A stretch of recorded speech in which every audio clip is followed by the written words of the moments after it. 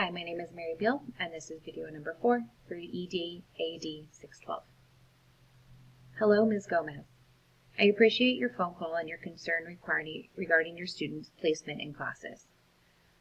Although I understand your request for your student to be a participant in 3 AP classes during the junior year, I have some concerns regarding the requirements for these classes and the rigor that your student will face.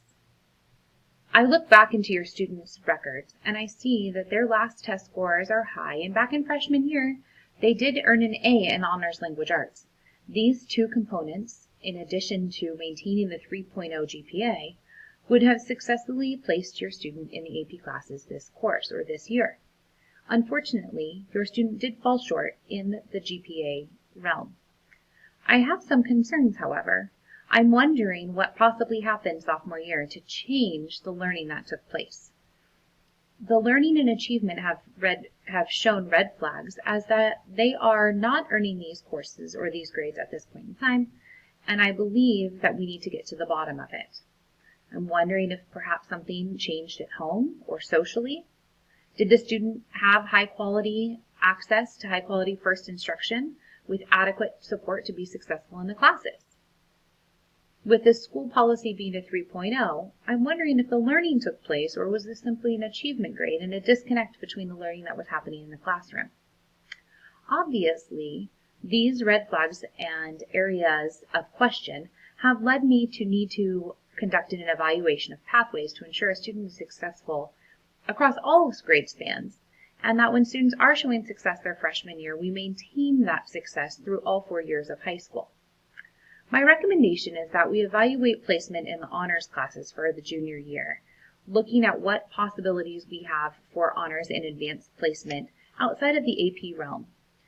With success in those classes and verifying that the rigor and the requirements are met and achievable for your student, setting them up for success with high quality education, we can look at the success in these classes and place for AP classes in their senior year. It is important that not only we challenge our students and raise the bar to have them push beyond their limits, but we do so in a way that is successful and one that is supportive of their learning. I am concerned that the lack of achievement their sophomore year could be a reflection of a lack of understanding or learning that took place in their sophomore year. I chose to handle this situation this way because I felt that it would give a bigger picture onto why the student has experienced some achievement gaps or lowering of scores in their sophomore year. Although this student was successful their freshman year, something seems to have happened, whether it be in relation to the learning that took place in the classroom, the instruction, equity, and access that took place within the classroom from the instructor, or perhaps something changed socially or traumatically with the student.